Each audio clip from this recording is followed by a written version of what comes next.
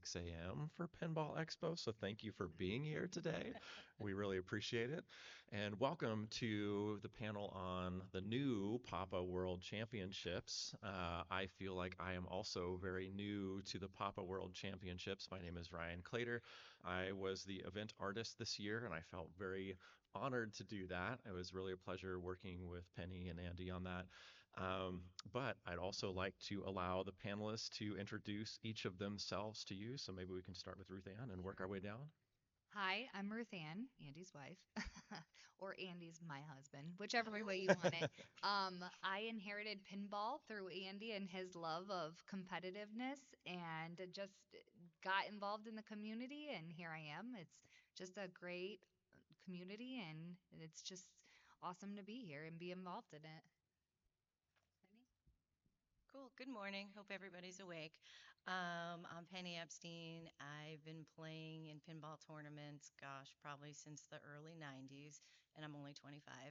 And it's been great. Obviously, been playing in Papa, any other tournaments, traveling around, and just being a part of, the community of spreading the joy of pinball and also bringing Papa back in honor of Lyman was a truly remarkable experience.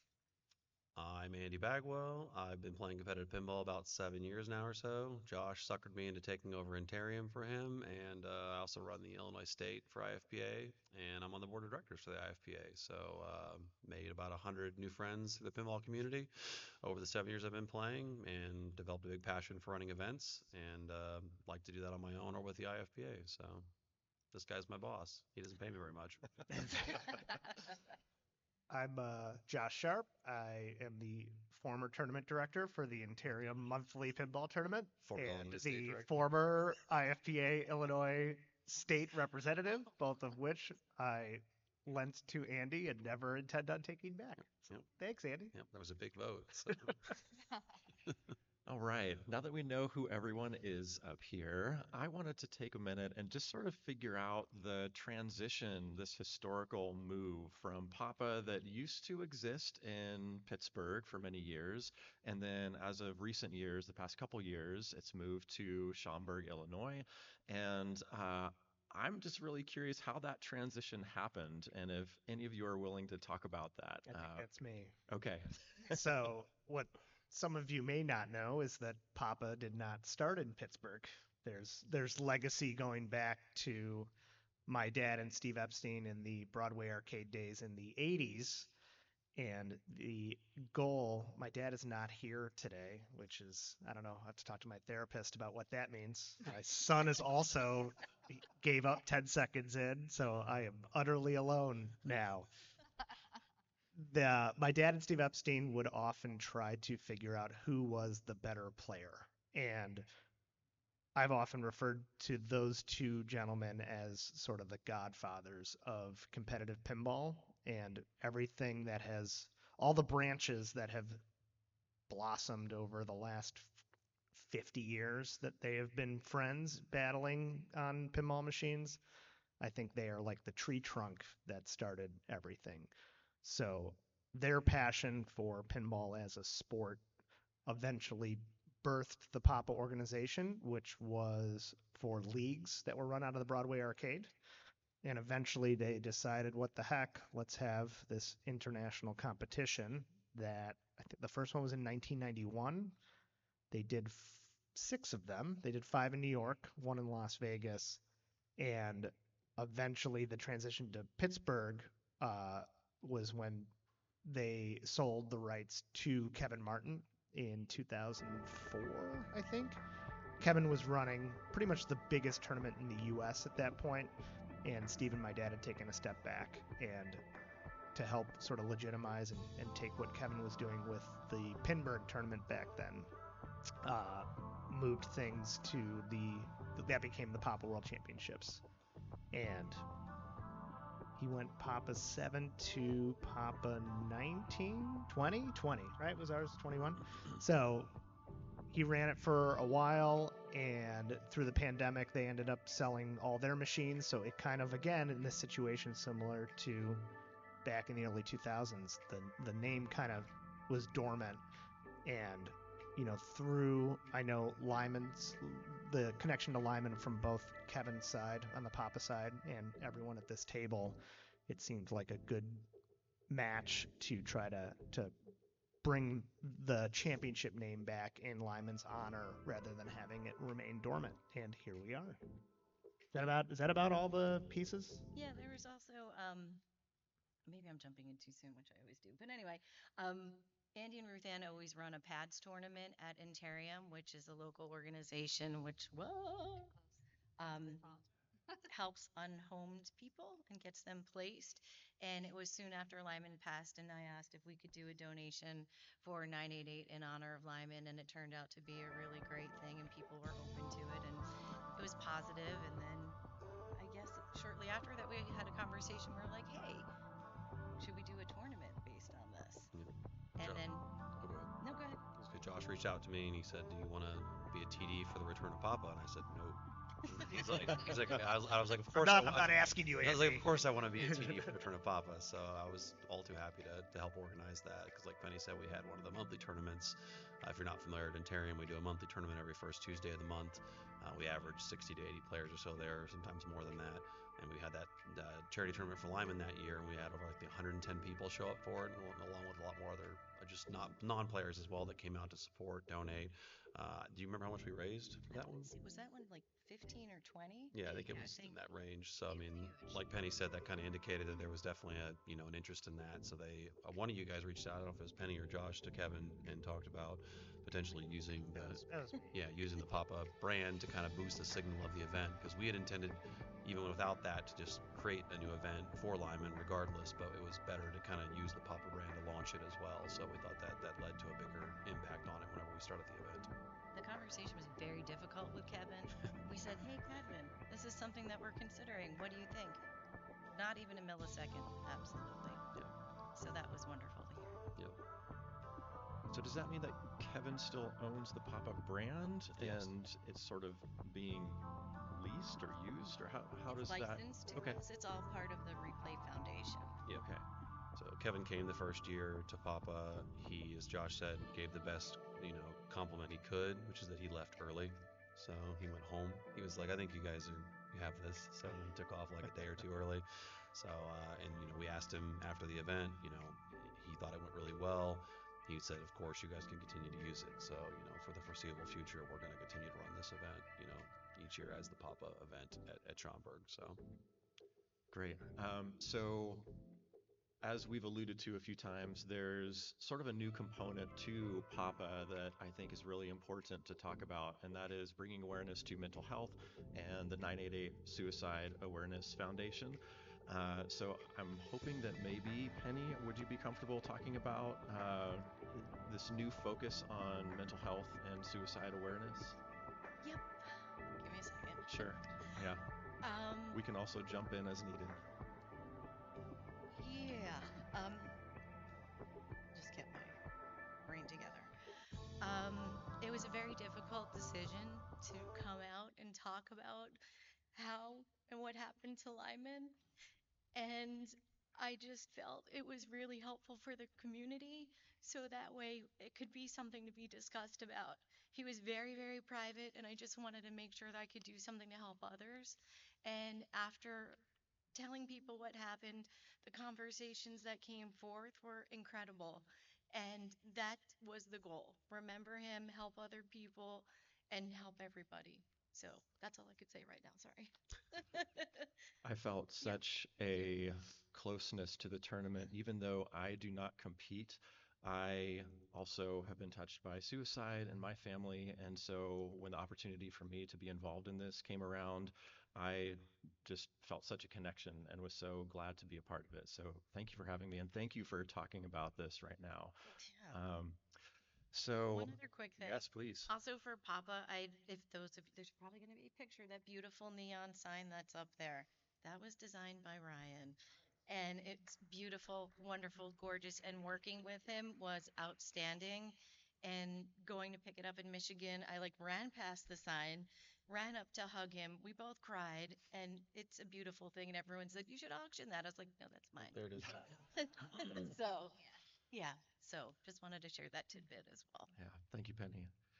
So, we've had a couple of Papas in Schaumburg now. I'm curious what this is looking like moving forward. What does the future of Papa look like? Do you guys have any plans moving forward that you want to talk about? I know we've already got confirmation that it'll be back again next year. So, Fantastic. yeah. Do you want the dates? Let's I'm just hear it. kidding. Yeah. No. I think we're always shooting for the weekend after Labor Day. So I think that's Okay. what we were already kind of establishing pretty much as the defined dates for those. So because September is also National Suicide Awareness Month. I forget what exactly day that is too. There's like a Suicide Awareness Day I think Yeah. that month, but it's right around that time frame. So we try to Yes. have it then for that exposure. So Great, great. Okay, so we have a scoop, the dates, yep, right? First yep, weekend of September, yep. 2026. So there's Papa And 23? Papa some 23. somebody is going to be designing another emblem next year for the logo, so I'm not sure who that's going So, to be, but we'll figure that out. If you know any artists, let us know. Yeah. Last one was really expensive. No, I'm just kidding. I think we need to get started now.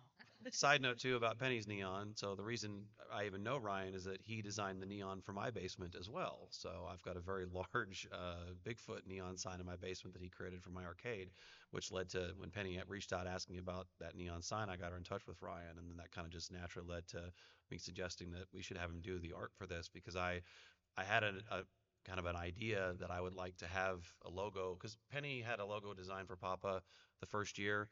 I don't know if you saw that one, the purple and teal one that was kind of very standard and without any kind of flourishes or anything to it. And I had the idea to see if we could have a logo created that would incorporate Lyman's games in it. So that if you saw last year was Medieval Madness for the actual logo itself, and Ryan was able to make that beautiful logo of.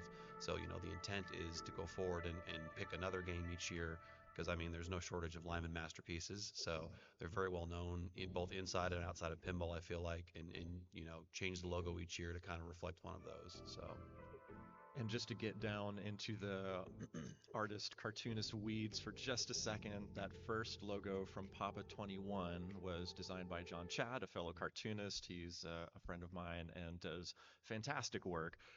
So I was really honored to work with that as like a base structure for the logo moving forward, and really excited for possibility of making next year's. We'll see how it goes. possibility.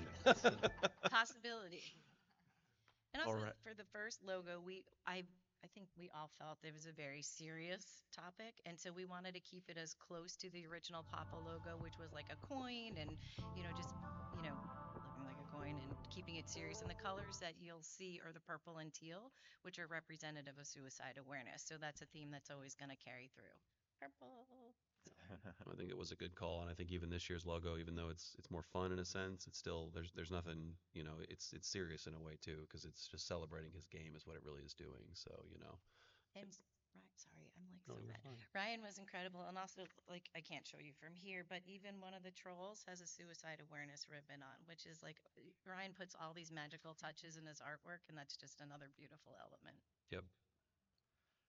All right, now that I'm feeling uncomfortable, maybe we can take questions from the audience. And if you have a question, we might even have a little Papa souvenir for you. So if you need some incentive to speak up, there it is.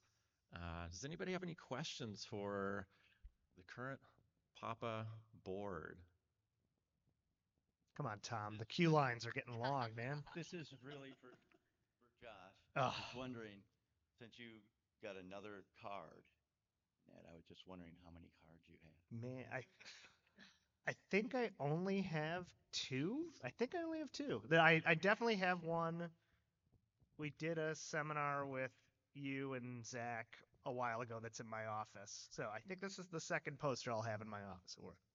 So Andy has me beat, right? I have 3 cards. So Andy has three. I submitted for there was a pinball thing where he solicited people to reach out and send their stories in and stuff, and I got chosen for that. And then I also Raymond and I got one for winning the World Cup challenge that was here a couple years ago at Expo, and then I got this nice one today with my IFPA profile picture that I have, or my board of directors picture that I have rather. So yeah, Hi, you guys. I see a hand back there on the left. hi John. Thanks for the games, John. Yeah, John is So the guy that provided a bunch of the classics games for Papa as well. We'll So if clap- you wanna we'll give, yeah, clap we'll for clap John. for you, you John. can have So.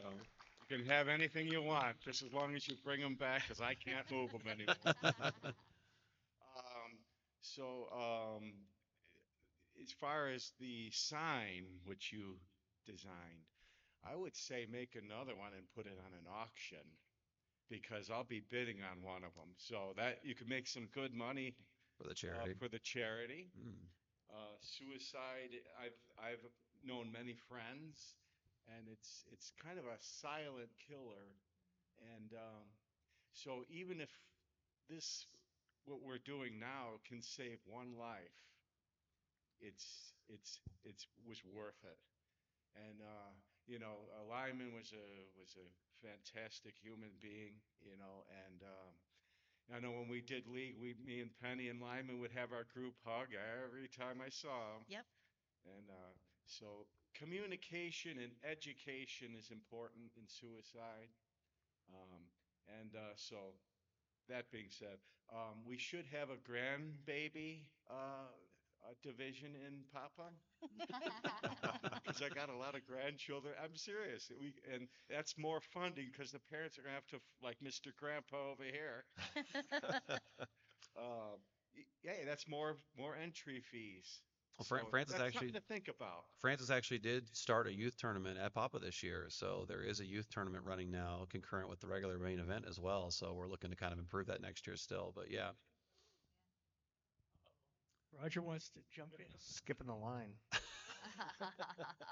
I will add to it only because of where John was, and not self-serving. I really believe, and I know that Steve and I did it way back when, do a seniors tournament. We did a parent-child, which I would highly recommend if there was time enough during the activities. But I think a senior tournament, my belief is it should be 65 and older. Uh, how old are you, Roger? How about 76 and I'm 62, so I would have to wait. No, but I'm serious. And I've talked to Rob about it years ago. Pinball Expo did it. Um, I really believed in wanting to bring in older players who didn't feel intimidated in playing either its classics or an open or a B division or a C or a D. And I just think make it 60, whatever it is. My thought was, and I've talked to a couple of people about it, 65 tends to be a cutoff for people like John and myself who started playing pinball with small flippers. Hmm. And I think that that becomes a demarcation. So wherever that started or ended in terms of where the technology was. So Thank uh, you for I volunteering was, to run that you beat me division. to it, Penny. Next year's if senior division tournament director, Roger if Sharp. if Way to go. Good job, Dad. if you need somebody, look, I'm more than willing to There step it up. is. And that's we want to hear that because Yeah, yeah, we have already received, we receive feedback every year on the event, and obviously it's only the second year of us running an event of this size, and I've never run an event of this size except for the Papa 21 being a part of right. the team. So we're always interested in growing the event, more volunteers. We had 30 or 40 more volunteers than last year. So I hope this continues to swell up in terms of support so that we can support something like a seniors Right. division and stuff. So Yeah, no, no, no, I hear you. I think hopefully the other players part to it or super within, volunteers. hey Andy, Yeah. I think the other part of it within a limited time frame, parent-child really always appealed to Steve and I of having a parent who is driving their child to get to Pop at 1 or 2 in New York City, come on in and play. And we set up a separate area of games. It was just play, and whoever wins at the end. It's kind of like the junior tournaments that I've gone to with Colin, where there isn't really a playoff necessarily. You just kind of play, get people involved, and then hopefully have them support leagues, tournaments, or anything else wherever they're coming from. So Can my just a dad thought. play with me and Zach as two separate father son? There's No, an age no. limit. Okay. Rigged. Small, One small. child. So by height, based on height. I like that. Grandparent child. Behind you. Roger. Hi. One comment, Andy, for only being your second event. It's been running great. I've been having a great time, so thank you. And related to that, how much work, like hours, the prep work, and I think you were mentioning the volunteer hours. Like, what is all that work that really goes into this event? So the first year we ran it, we had about 60 volunteers, and it didn't quite feel like enough. This year we had, I think, over 90. And I've honest, Over was it over 100. 100? Yeah, I think they joined Because up. I threw people in It's right true. now. It was Yeah, awesome. Ruth's the Yeah. volunteer manager for the event, so I would if take you're naps nearby, she there. will grab you and make you score keep. But it honestly, I've made this comment to Ruth a couple times that I feel like I could stop running all of the local events that I run and just focus on Papa every year, and it would take like a lot. I don't know, probably hundreds of hours of volunteer time. I feel like each year, there's so much that goes into making an event like this, and for someone like me, I'm a very independent person, and it was a big challenge for me to kind of learn that it's literally impossible to run an event like this without the support of a community strong of 60, 70, 80, 90, 100 people, where you must rely on people around you to run the event. You cannot run all of it on your own. But I think that I was blown away at the support in the Chicago community of how people did step up to run it. But yeah, like I said, we meet every month or so to discuss this stuff, and the amount of conversations I have between getting machines, talking to the venue itself, communicating with the volunteers, working on setting the format up. I spent a lot of time the first year more, I think, than I did the second year as well, because there was a lot of base foundation stuff that had to get created. Um, One of the big things for me is player incentive. And whenever we started the first thing that they told me when they said we're going to run Papa 21, there's going to be 200 to 300 people coming to the event. Most pinball tournaments have 20 to 30, maybe 40 players in playoffs. And I was like, I want to build a huge number of people in the playoffs. And they're like, that sounds amazing. So I spent some time the first year creating a playoff field with Bo and Karen's that's 72 players that go to the A division. And then we've also increased the B division to 16 beyond that as well each year, because I'm a big proponent of getting people into playoffs for events like this. So that took some time as well. But I really do think that after the first year, it was a lot easier to kind of manage things. There was a lot of things that just were kind of on cruise control at that point. So the first year definitely felt like the hardest. But yeah, at least over 100 hours. Yeah, you're welcome. Are we all caught up on the little black swag bags for everybody who asked a question so far? I think so. I think there's a couple folks that already had one. Yes. So if we missed them, I Oh, think they're another all right. ringer here. If not, Those are please let us know. those. Oh, Hey oh guys, yeah. how does the larger pinball community help you guys grow the event? Sorry, I didn't catch it. What'd you say? How does the larger pinball community help you guys grow the event? Oh yeah, I think being in the Chicago area, I'm spoiled, for players. I mean, even my local monthly tournament draws 70, 80, 90 players a month, but you don't need to be in an area of that size to run larger scale events. You have areas like Roxana, Illinois, down at the very southern tip, Atomic Pinball, owned by Chuck Sanderson. They run events with 100 plus players showing up on their weekend events. You have events near Peoria with Colin Krawczyk running events that, even for an area that's much smaller like that, he still sees 20, 30, 40 players coming out. So I think if you're an organizer and you're running a good event in your area with good machines, you're going to continue to see, growth like that. But of course, it makes it really easy to run an event of this size when I can put the call out on the internet and have 60, 70 people sign up, for the event volunteer wise ahead of time to be able to walk into it knowing you're going to have that kind of support. It definitely makes it easier for sure. I think also relating to Papa too, when we did it the first year, I think people wanted to see if we could pull it off because Papa was a very big name. And the fact that we did, I'm very proud of us, the community, and everybody who came. And you could see we grew it the next year. Yeah, we had 204 players the first year, and I think we had almost 270 or so this year that showed up for the event. So we had no cap last year. We put a cap of 300 on it this year. See it grow that much. And I also saw the women's division. We had about 10% of the field be women last year.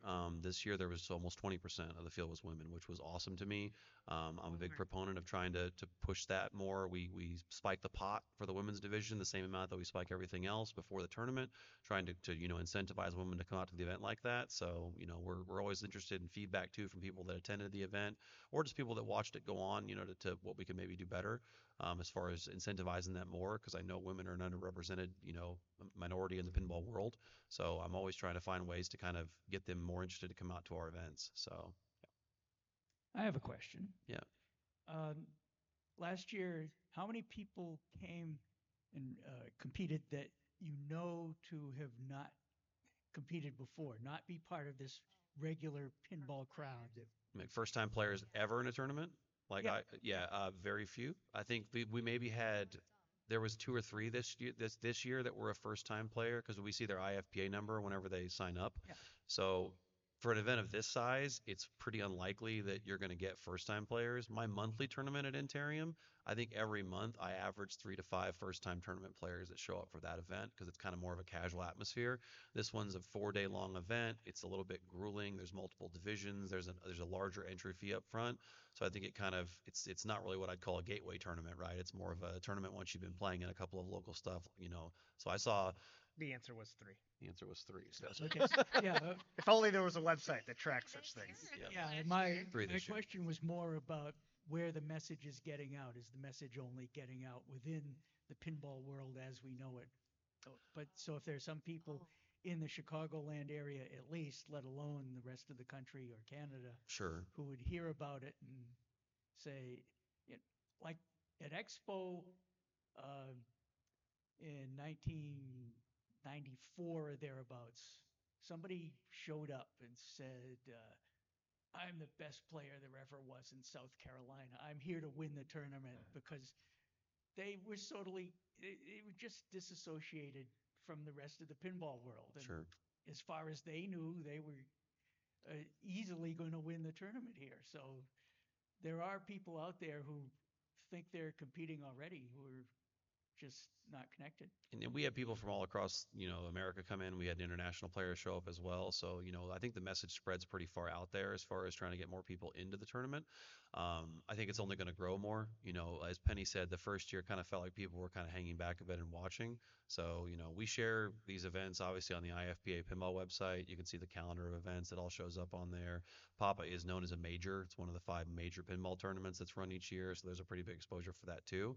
So, I hope we continue to see new players coming out. But like I said, P.A.P.A itself, I think it's a little bit daunting for a first time player to be showing up to something like that. There's so much more local events happening each month in most areas. Chicago itself probably has at least 15 tournaments a month, I think, at local microbreweries and stuff that are a little more casual for someone to experience their first tournament at. So I think those people tend to show up at those. To kind of go into that question a little bit, I saw a lot of players that played their first time tournaments this year in the Chicago area come to P.A.P.A. So that's kind of what I would consider to be first time players in that sense. So To piggyback on that, I think, when you talk about the 90s, and I was a player in the 90s, the access that even I had, and I was probably the most knowledgeable 15-year-old in 1994, and the two events that I got to play in every year was P.A.P.A and Expo. And even in 2006, when I started the rankings, the first rankings had 52 events held globally. And this year it'll be more than 13,000. So I think the ability for people to Computer growth. Yeah. scratch that competitive pinball itch, I literally had to go to P.A.P.A and had to go to Expo, or else I was left fighting my brother and my dad at home. And now, I mean, if you live in Seattle, there's 8 tournaments per evening or something out there that you can get all of your itches scratched within a 5-mile radius. So I think seeing that explosion probably makes it less meaningful for the big events for people to have to go there because they don't have to go there like they used to. Did you say 13,000 yeah, this year or last year? Yes. Oh my God. killing competitive pinball, Josh Sharp. What's that? Anything that's IFPA recorded, any league play and all Yep. that. Yeah. Yep. Follow up what Dave was asking. He doesn't need a mic, Dave. No. Yeah. How many players or the percentage were outside the Chicagoland area? Let's say within a 100 or 200-mile radius. I know we mentioned international. 13.8%. I have no idea. How would we know that? We don't know that. I get it. No, we don't. Give me 3 days and I'll Right, answer right, to you. right. They do love data. If you participated, you're going to see a survey where you have to provide your zip code. Yeah, I would say at least 20 to 30% of the field was not Chicago locals. So I would say maybe even more than that. So the majors bring out people literally from across the country, and I definitely saw a bunch of locals there, but that format also is even daunting for some locals. So I definitely think there was at least 20 to 30% that was not local people. The furthest travel. Sure. Yep. Yep.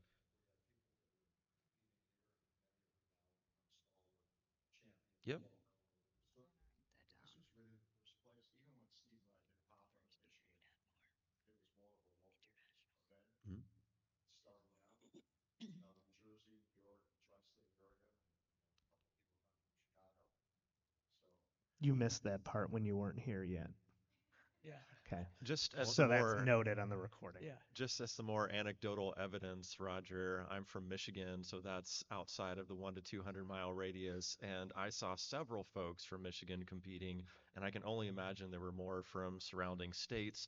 So that 20 to 30% number sounds anecdotally low to me. Like I would Could be. imagine there It were might be more like more than 40 that. to 50. I Yeah, tend to under yeah, guess when I'm guessing things. So that'd be interesting. I think it's going to continue to grow though in terms of scope, because it's almost like a restart for the tournament in a sense, you know. And Penny, what are the numbers as far as charity for the first year and the second year roughly, like that we raised for the actual Suicide Awareness Foundation? The first year, Yeah.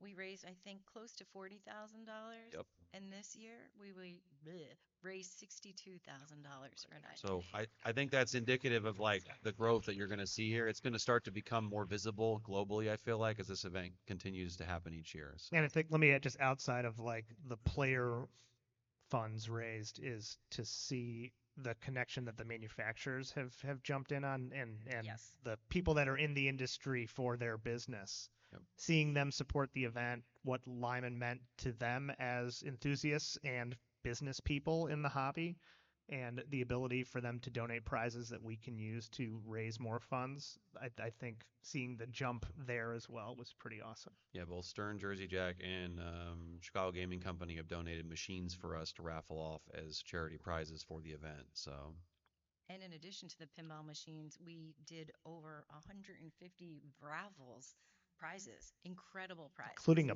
pinball book by someone in the audience. I think it was even signed. I heard somebody won coffee with Roger Sharp. Heard they're still waiting. Oh, I like that. We do have a question in the back too. So I my question was, Papa used to have the classics. They do 3 classics, and I'm sure it would be more work and everything, but I just wonder if there was any thoughts about possibly doing it the way they used to. 'Cause 3 classics? What do you mean? yeah, they'd have a classics. The tournament would just be you qualify during the day, and then they'd have the Just say no now. Oh. Just say no. Like 3 No, different Tom. A lot of No. people like that. We like going home at 8 p.m. I like next question. Yep, Thank yep, you, Tom. yep. Tom is going to be running the classics finals. Yeah. Write them down. We're writing everybody's names down. Are there any plans to keep to keep the Papa venue at Enterrium, or do you think you might have to move it to a bigger venue It's as time goes on? It's definitely possible, but for now, it's definitely going to stay at Enterrium. I run my local monthlies. Run my local monthlies there. I run a couple large events each year: the Pre-Expo, the Silver Ball Super Social. Michael Benjamin at Enterrium is wonderful to me, support-wise. We are probably, that's why we instituted the cap, because we didn't want the growth to be too huge, or there was kind of a problem as far as space goes there. But also there's a world where this event continues to grow larger and larger, and instead of us renting out just the left side of Enterrium, we rent the whole dang building out. So that might be something that happens in the future where we could easily support more people. For now, we felt like 250 to 270 players in that area, split between the two where it was. Didn't feel crowded for the most part. There was a couple times that it started to get kind of swelled a little bit. So, we'll look into that for next year. But yeah, for now, it's going to be staying in Enterrium. But we're definitely not opposed to it going to a larger venue at some point in the future. We've got enough prizes for one more question. We have some runner-up question prizes, but I've also been told that there's some folks that Can we get the kid in the back, please? I know that guy. Yeah, okay. Does he already have a Is that badge? your son? He's had his hand up for a Man. while, so. I think only if you went to medieval times last night, we'll take that question. So let me start off with saying you might have answered this question when I was not here yet, but so the Papa logo for this year, it was Medieval Madness. What do you think it's gonna be next year? Oh. I don't know if we're supposed to be announcing that kind of He's stuff looking right for the now. reveal. He wants the Yeah, reveal. we talked about potentially having a reveal for this, but have we even actually decided yet? I was gonna I know say, what I can't- want. I don't know what it is. I know what I want, but I don't. Whisper it. Yeah. Tommy. It should be Tommy. Wait.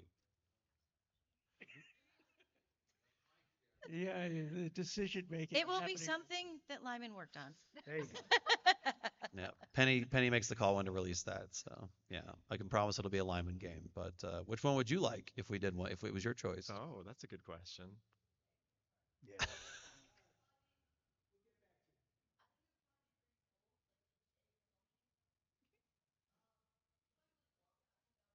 Oh no, I meant a Lyman game specifically. It's got to be a Lyman game. Spider-Man. Spider-Man. We've Okay, we've got a we'll Spider-Man in keep our it in mind. basement.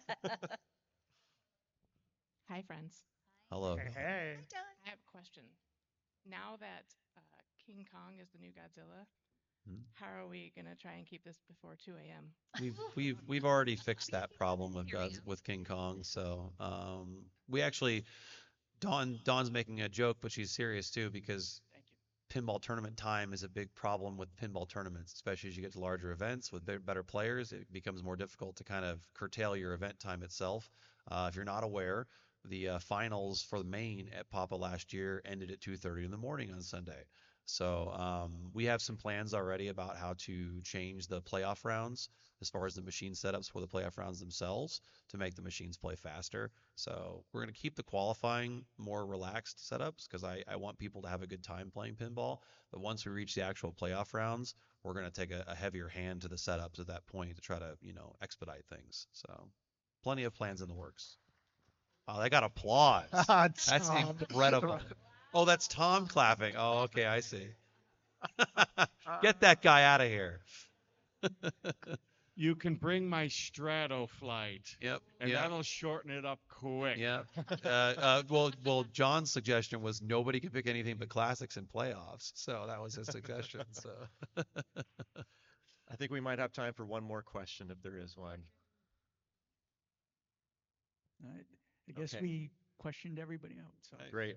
Well, thank you so much for everybody for coming out today. We really appreciate it. And thanks for all your questions. And thank you to the Papa board for coming up here. I sort of tossed this idea out to them because I was really curious about the history and recent history of Papa. And I just want to reiterate the importance of this new focus on mental health and suicide awareness. There's a 988 lifeline if you need it. And I'm so glad that people are finally talking about this because I think that communication is so important. So thank you for coming out here.